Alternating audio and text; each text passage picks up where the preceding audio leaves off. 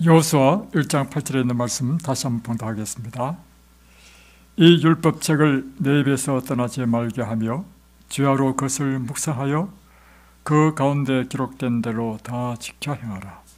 그리하면 내 길이 평탄하게 될 것이며 내가 형통하리라.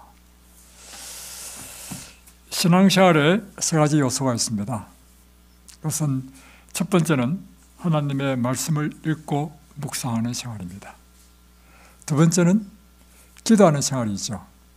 그리고 세 번째는 우리의 실제적인 생활 속에서 신앙을 실천하는 삶입니다. 이 세 가지 요소 가운데서 가장 기본이 되는 것은 무엇일까요? 그것은 무엇보다도 하나님의 말씀을 우리가 읽고 그 말씀을 묵상하고 암송하는 것입니다. 왜냐하면 신앙의 가장 기본은 우리 신앙의 대상이 되는 하나님이 어떤 분이신지 그것을 알아야 신앙이 바르게 되지 않겠습니까? 그리고 신앙하는 목적이 무엇입니까? 구원을 얻기 위한 것이죠. 그래서 어떻게 구원을 얻는지 그 구원을 얻는 방법을 알아야 되는 것입니다.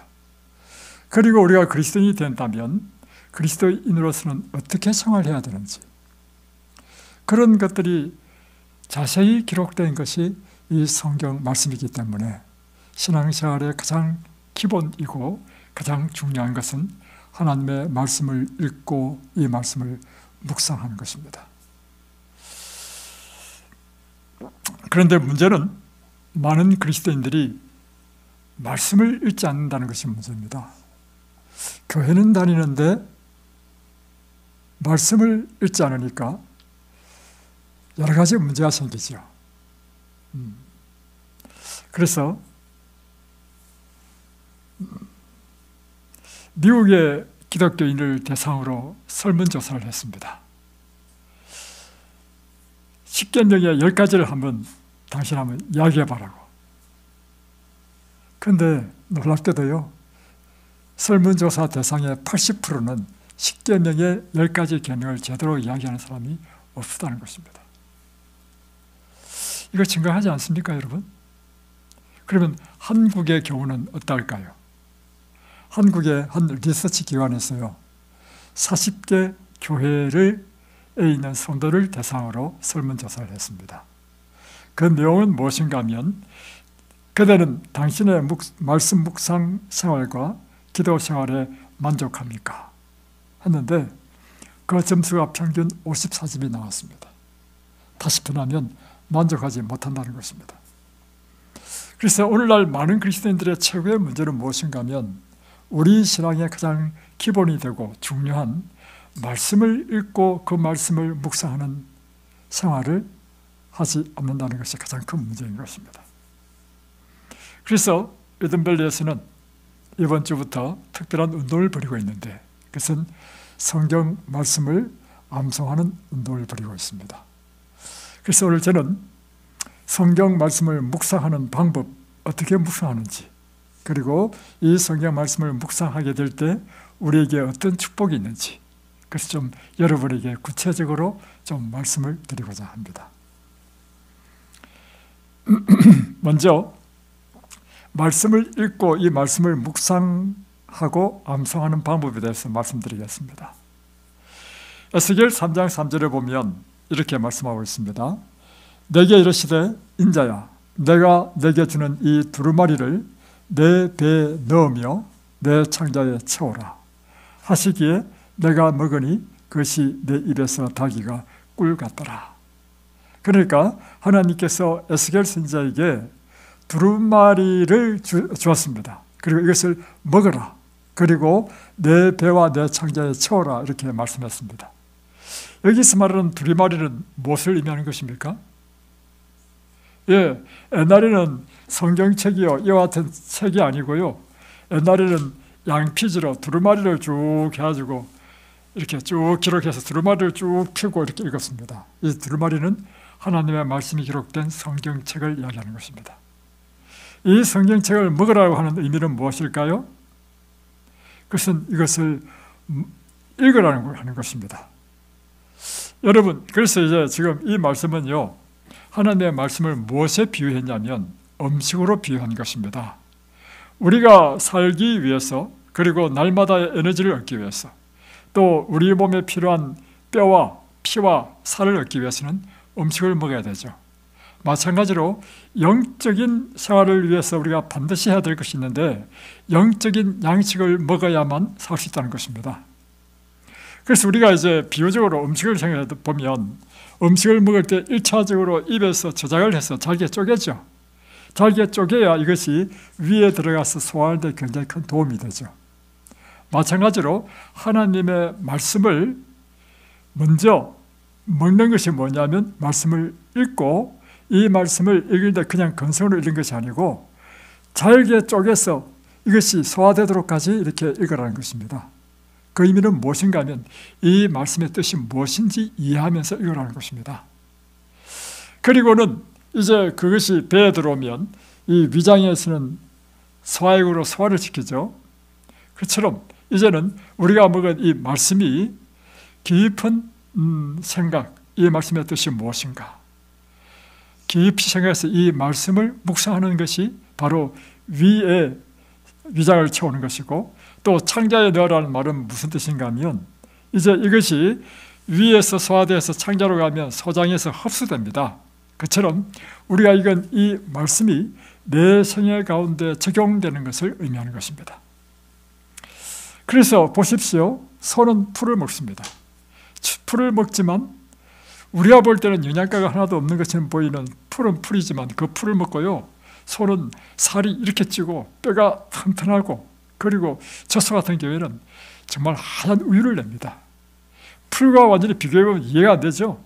마찬가지로 우리가 이 하나님의 말씀을 날마다 이렇게 영적으로 먹으면 이것이 글자가, 말씀도 글자잖아요. 이 성경 말씀의 글자가 내 생애를 변화시키고 내 품성을 변화시킨다는 사실입니다. 그것을 오늘 우리에게 말씀해 주는 것입니다. 자, 이제 우리가 이 말씀 묵상하는 방법을 한번 보겠습니다. 첫 번째, 이 말씀을 읽고 이 말씀 뜻이 무엇인지 이해를 해야 됩니다. 그래서 말씀의 뜻을 이해하지 못하고 읽는 것은요, 아무 도움이 안 됩니다, 여러분. 그래서 이 말씀의 뜻을 이해하기 위해서는 이 단어의 뜻을 알아야 돼. 그래서 단어의 뜻을 깊이 뜻을 모르면 국어사전을 찾아가면서 그 단어의 뜻을 알아야 됩니다. 또 하나 여러분 이해해야 될 것은 뭐냐면 이 성경이 기록된 것은 3,500년 전부터 창세기, 출애굽기, 레위기, 민수기, 신명기가 기록되었단 말입니다.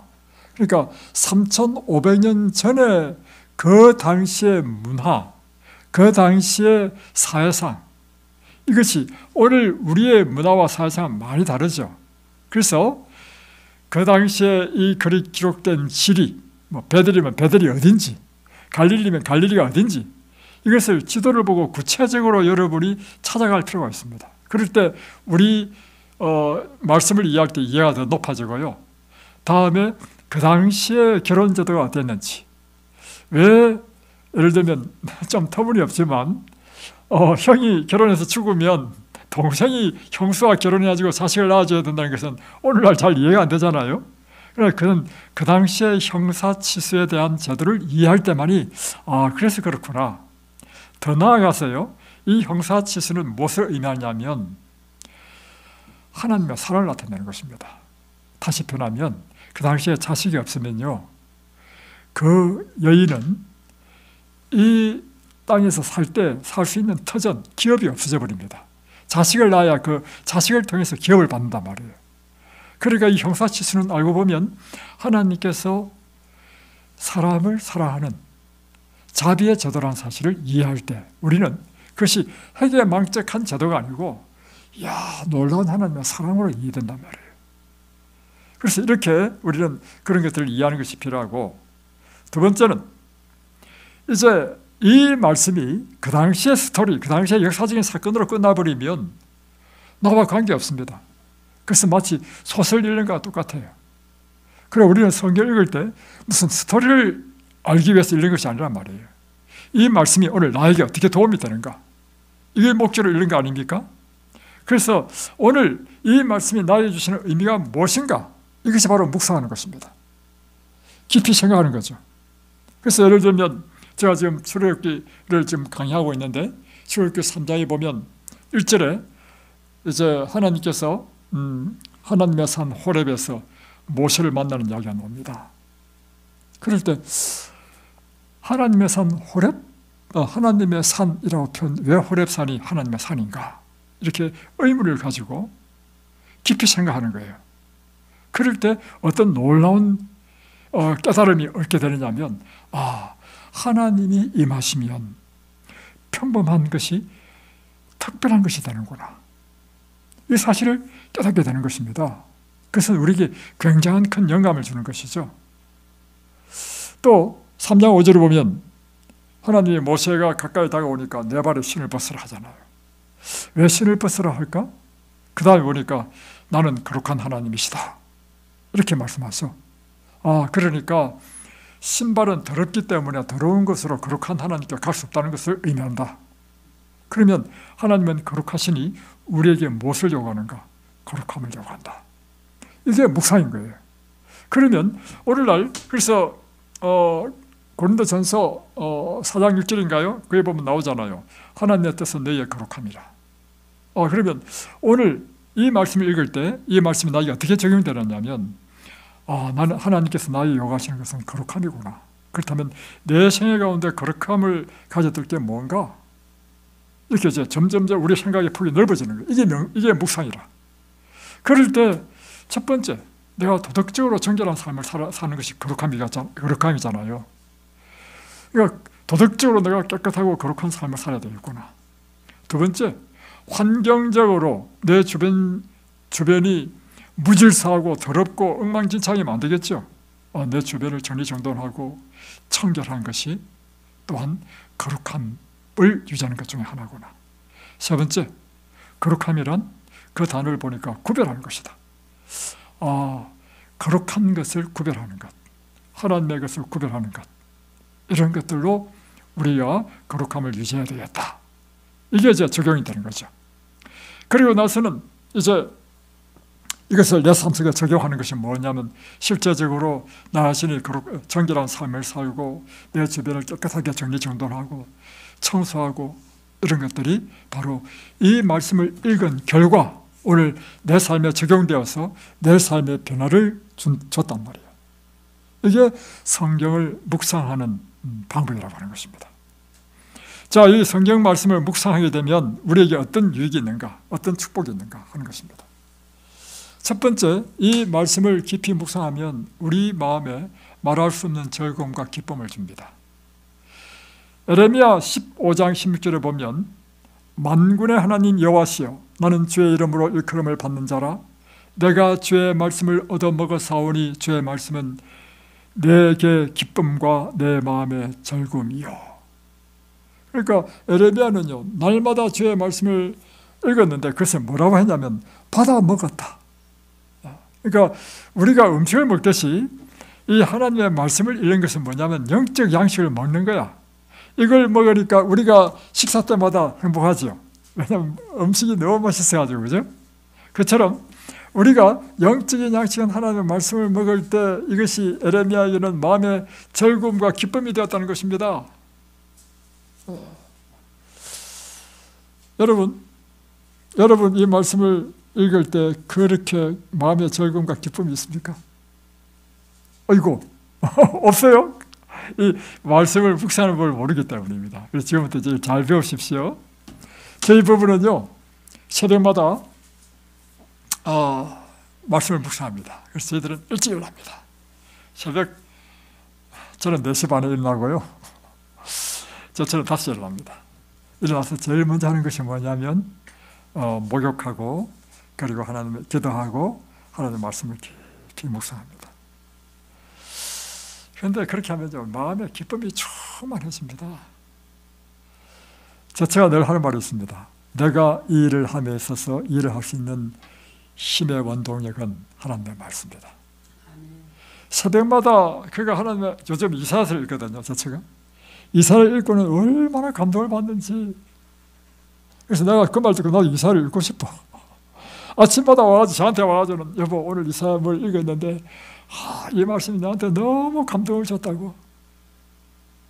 그 감동, 그 기쁨, 그 힘을 얻어가지고 하는 일이 뭐냐면 날마다 새벽마다 환자들을 위해서 열심히 밥해주고 하는 것입니다. 보통 사람 같으면 못합니다, 여러분. 그죠? 날마다 무엇을 받아야? 힘과 에너지와 능력을 받아야만 할 수 있는 것입니다. 저는 또 아침마다 일어나가지고 모욕 제기하고 젊은 사람들이 이제 오늘 우리 이사자들을 위해서 말씀을 준비한단 말이에요. 그러면 사실은 말씀을 준비할 때마다요 막막합니다. 왜냐하면 창세기 3장을 딱 펼치고 또 그 다음 4장 펼칠 때 스토리는 이해돼.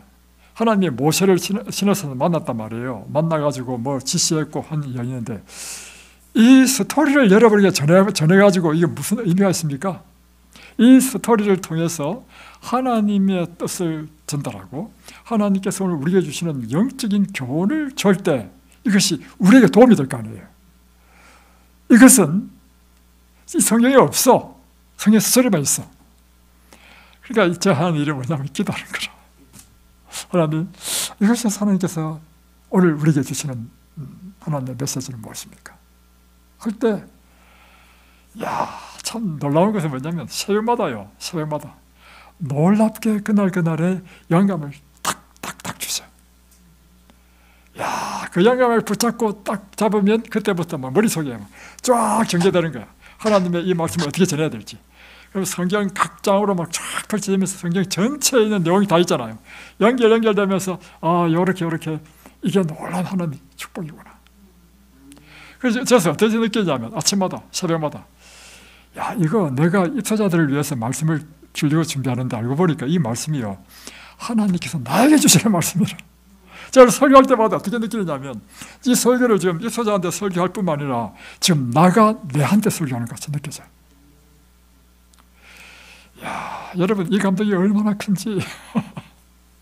그래서 저는 이 시편에 있는 말씀을 이해를 합니다. 시편 119편 103절에 보면 주의 말씀의 맛이 내게 어찌 그리 단지요 내 입에 꿀보다 더 다니이다.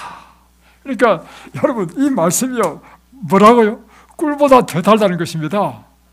그리고 시편 19편 10절에는 금 곧 많은 순금보다 더 사모할 것이며 여러분이 하나님의 말씀은요 무엇보다 더 귀하냐면 금보다 더 귀하다는 것입니다. 그래서 여러분 금보다도 더 여러분이 사모할 것은 하나님의 말씀을 사모하라는 것입니다. 이것은 꿀과 송이 꿀보다 더 달도다. 여러분 그래서 이 말씀 묵상을 하게 되면요 여러분의 인생이요 날마다 기쁨과 즐거움으로 살 수 있습니다. 날마다 이 말씀이 주는 새 힘으로 산다는 것입니다. 또한 이 하나님의 말씀은 우리에게 위로를 줍니다. 희망을 줍니다. 소망을 줍니다. 용기를 줍니다. 성경 펴보십시오. 모든 성경처럼요 하나님께서 우리에게 주시는 위로와 용기와 소망과 희망의 메시지를 줍니다. 이사야 41장 10절 보십시오. 두려워하지 말라. 내가 너와 함께함이라. 놀라지 말라. 나는 내 하나님이 됨이라. 내가 너를 구세게 하리라. 참으로 너를 도와주리라. 참으로 나의 의로운 오른손으로 너를 붙들리라. 또 요한복음 14장 1절로 3절 너는 마음에 근심하지 말라. 하나님을 믿으니 또한 나를 믿으라. 우리 인생의 근심이 얼마나 많습니까? 근데 예수님께서 그걸 아시고 하시는 말씀이 뭐냐면 너는 마음에 근심하지 말라.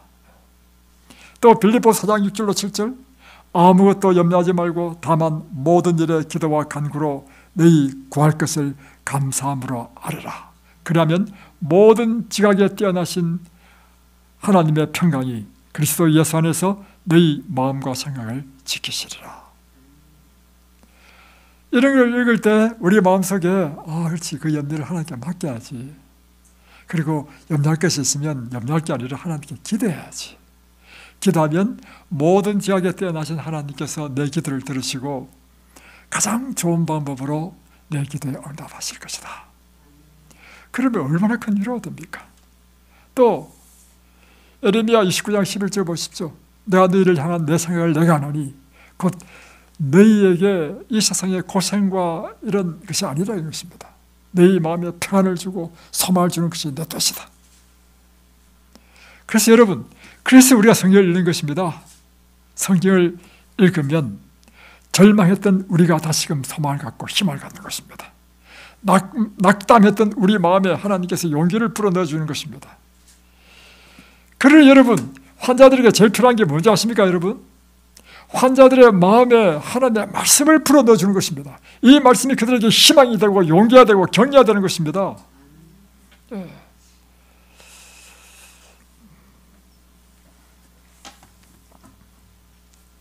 세 번째, 이 하나님의 말씀을 묵상하게 되면요, 영적인 눈이 열립니다. 눈이요, 두 가지 눈이 있는데요, 육의 눈이 있고 영의 눈이 있습니다. 육의 눈은 그냥 우리가 보는 것입니다. 영의 눈은요, 보이지 않는 것을 보는 것이 영의 눈입니다. 하나님의 말씀은요, 영의 이야기를 우리에게 이야기하고 있거든요. 말씀을 통해서 우리가 점점점 바뀌는 게 뭐냐면 우리 눈의 영안이 열려가지고 사람들이 보지 못하는 것을 보게 된다는 것입니다. 두 번째는 이 하나님의 말씀을 묵상하게 되면 우리의 삶이 기억됩니다. 왜냐하면 하나님의 말씀은 거울입니다. 하나님의 말씀을 보면 이 말씀에서 무엇을 비춰주느냐면 내 자신의 모습을, 말씀을 보면 거울처럼 내 자신의 모습이 비춰져. 그리고 나 자신의 허물과 내 자신의 죄가 보여. 그래서 말씀을 보게 되면 내가 죄와 허물이 보여서 그것을 하나님께 회개하고 버리게 된다는 것입니다. 그래서 여러분, 이런 말이 있습니다. 우리가 말씀을 보지 않으면 내가 의인인 것처럼 느껴지고요, 내가 말씀을 보면 내가 죄인인 사실을 깨닫게 된다는 것입니다. 그래서 이 말씀은 우리로 하여금 우리 삶을 기억시켜야 만든다는 거죠. 세 번째는 이 말씀은 놀라운 지혜와 깨달음을 줍니다. 특별히 저는 전도서를 통해서 놀라운 깨달음을 가졌습니다. 그래서 저는 전도서를 젊었을 때 한 100번 이상 들었습니다. 무엇이든지 100번 이상 딱 들으니까 도학개체죠. 제가 젊을 때 30대 이 전도서를 읽고 진리를 깨달아가지고 제 인생이 확 바뀌었습니다. 그래서 저는 자주 전도서를 설교하거든요.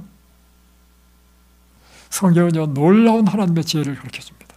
우리 인생에 있어서 놀라운 지혜의 말씀을 주십니다.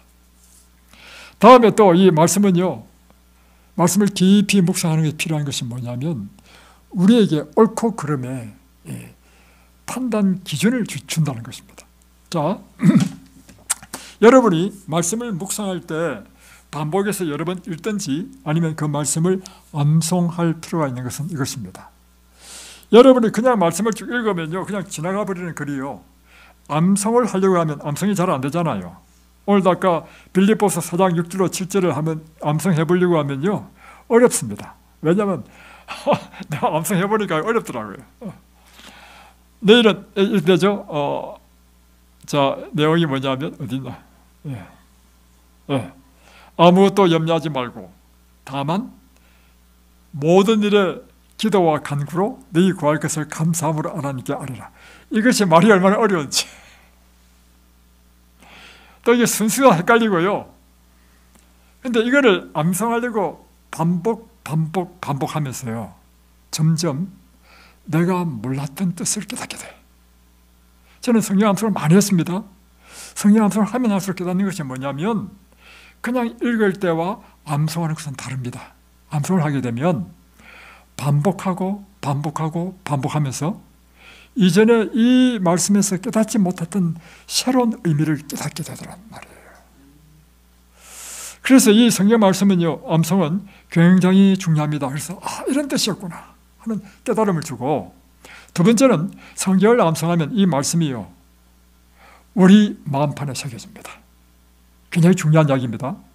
여러분이 암송을 해야 되는 이유는 뭐냐면 하나님의 말씀이 여러분의 마음판에 새겨져야 돼.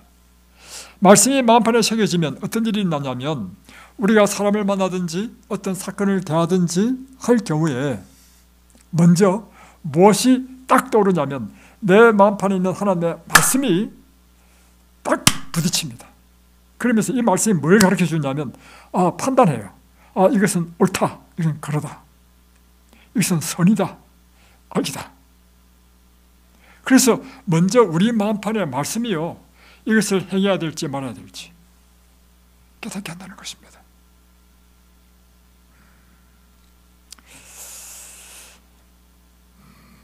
예를 들면 객관적으로 볼 때는 일이 꼬이고 참 짜증스러운 일이 생겼습니다. 아주 기분 나쁜 일이 생겼습니다. 불평하고 싶습니다. 그럴 때 먼저 딱 떠오르는 게 뭐냐면 내 마음판에 새겨진 하나님의 말씀이 딱 떠올라. 항상 기뻐하라. 쉬지 말고 기도하라. 범사에 감사하라. 그렇지. 내가 이 상황 속에서도 감사해야지. 그러면 어떻게 감사할 수 있을까? 하면서 우리의 생각이 하나님의 말씀으로 이렇게 딱 인도함을 받을 때 그 짜증스럽고 불평할 수밖에 없는 그 사건이요, 완전히 바뀌어버리는 것입니다. 감사로 바뀌어버려. 이것이 여러분, 우리가 말씀을 암송하고 그 말씀을 암송할 때 우리의 삶에 주는 축복인 것입니다. 또 하나는 말씀을 우리 삶에 적용하게 되면 우리 삶이 형통함을 입는다는 것입니다. 자, 제가 2020년도지 2021년도 초인지 모르겠습니다. 그때 우리가 이든밸리를 우리가 이 땅을 매입하려고 계약을 하고 좀 잔금을 주지 않은, 아직 못 준 상태, 그런 상태에서 일어난 일 같아요. 어느 날 제가 스마트폰으로 문자가 왔습니다. 그 문자가 어떻게 왔냐면, 엄마, 내 거 휴대폰 액정 깨졌어. A센터 수리에 맡기고 임시폰으로 문자했어. 통화는 안 되고 문자만 가능해. 문자 줘. 그러니까 제가 어이구, 내 딸이 이게 지금 일 됐구나. 그래서 임시폰으로 좀 한다는 거예요. 그래서 답장했어. 그렇구나 하니까, 그런데 지금 엄마 뭐 하고 있어? 시간 괜찮아? 또 문자 왔어. 그러니까 어떡하니? 나 지금 청소하고 있어. 답변했어. 그러니까 답장 오기를, 액정 파손 보험 가입하면 보험 처리로 수리가 가능한데 내 명의로 안 돼서 엄마 명의로 하려고. 여러분 딱 판단되죠? 근데 제처는요, 너무 이게 막 깜짝 같아가지고 판단이 안 되고, 진짜로 지금 자기 딸이 지금 어려운 상황으로 이해된 거야. 그래서 그래 하니까 또 문자 왔어. 보험비 납부도 우선 엄마 카드로 하고 다음에 다시 내 명의로 변경해야 돼.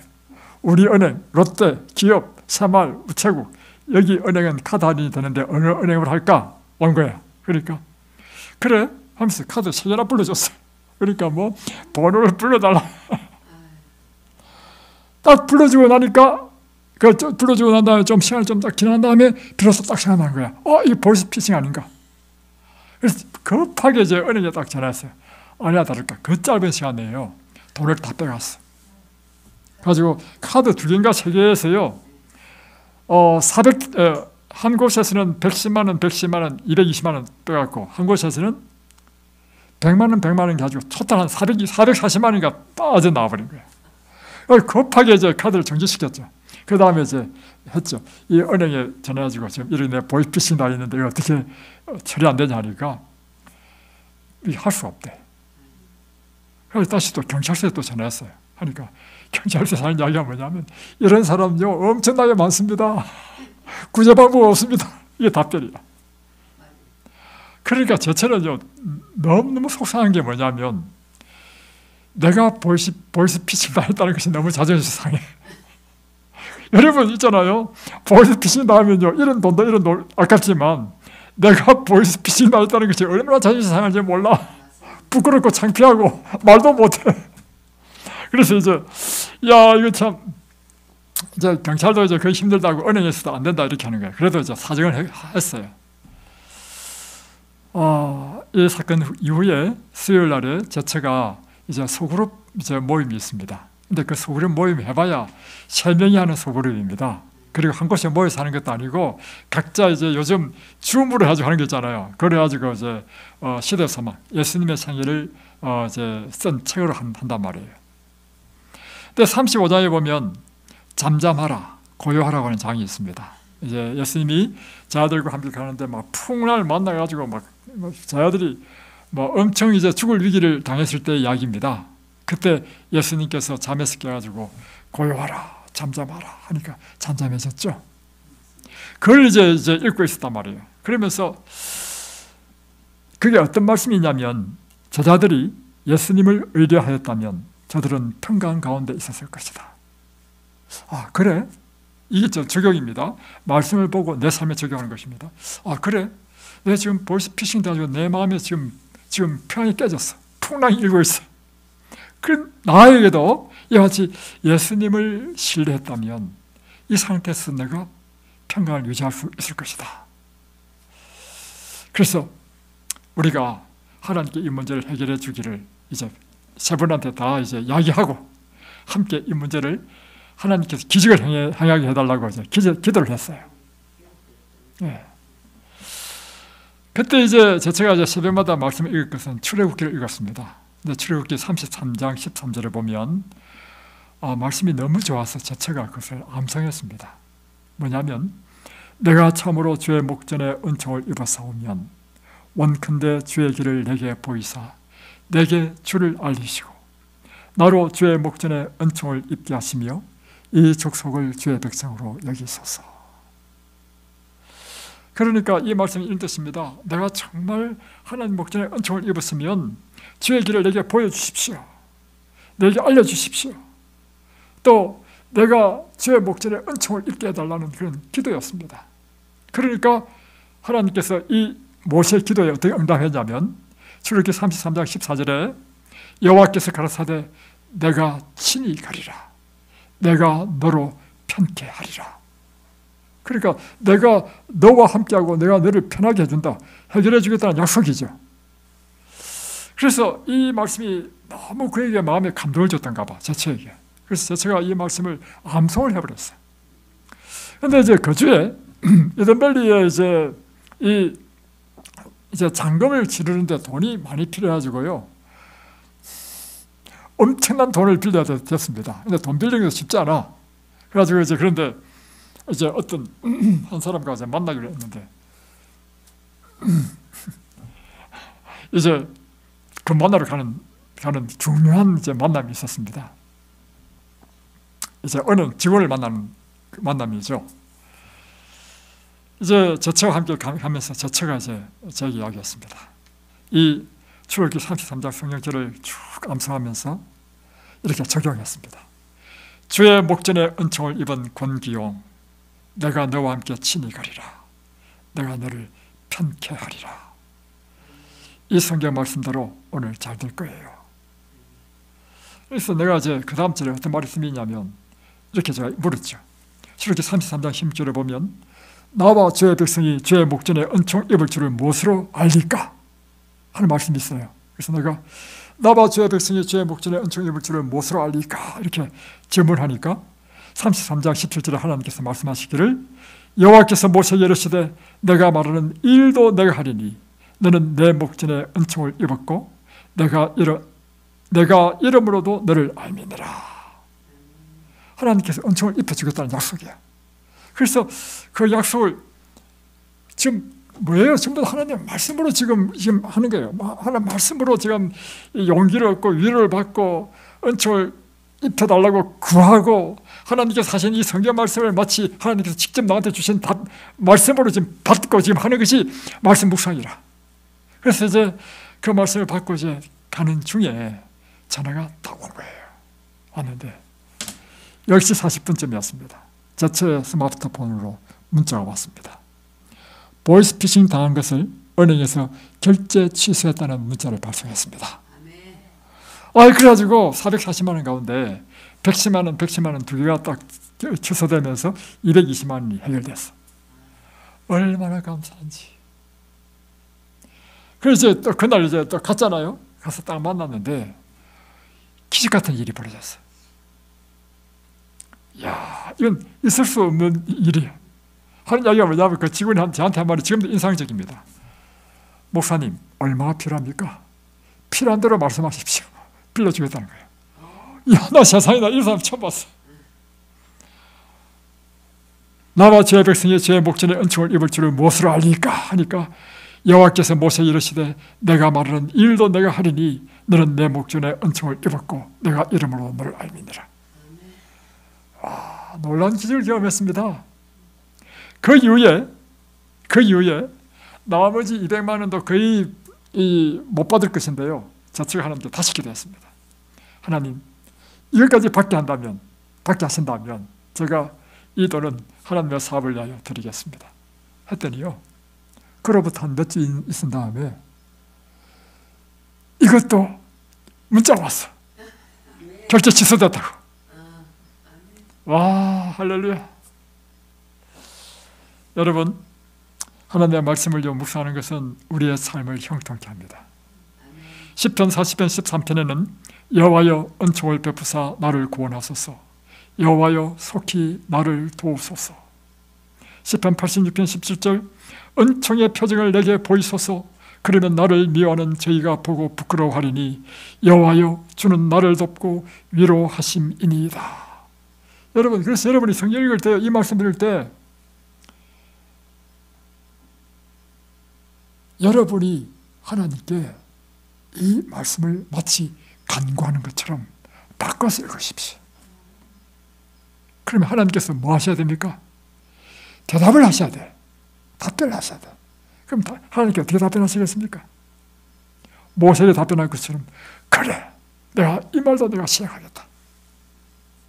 내가 너와 함께 가겠다. 시편 90편 17절 주 우리 하나님의 은총을 우리에게 임하게 하사 우리 손의 행사를 우리에게 경고케 하소서. 우리 손의 행사를 경고케 하소서. 여러분, 시편 1편 1절로 3절은 이렇게 되어 있습니다. 복 있는 사람은 악인의 길을 쫓지 아니하며 죄인의 길에 서지 아니하며 오만한 자의 자리에 앉지 아니하고 오직 여호와의 율법을 즐거워하여 그 율법을 주야로 묵상하는 자로다. 저는 시냇가에 심기운 나무처럼 시절을 쫓아 과실을 맺으려니 그 잎이 늘 청청하리로다. 여러분이 언제나 하나님의 말씀을 주야로 묵상하는 자가 되면 여러분은 복 있는 자가 됩니다. 나무가 시냇가에 심기우면요, 아무리 가뭄이 들어도 문제없죠. 예, 그처럼 여러분이 하나님의 말씀에 깊이 뿌리를 내린 인생이 되면요, 물가에 심기운 나무처럼 이 세상에 IMF가 일어나고 코로나가 터지고 어떤 천재지변이 일어난다 할지라도 여러분은 하나님 안에서 축복받는 인생, 그 잎이 청청하며 결실을 하는 그 같은 인생이 될 것입니다. 그래서 여호수아 1장 8절에는 이 율법책을 내 입에서 떠나지 말게 하며 주야로 그것을 묵상하며 그 안에 기록된 대로 다 지켜야 하라. 그리하면 내 길이 평탄하게 될 것이며 내가 형통하리라. 오늘 이 귀한 하나님의 말씀을 묵상하고 암송하는 이 귀한 축복을 우리 모두가 받게 되시기를 주의 이름으로 축복합니다. 기도하겠습니다.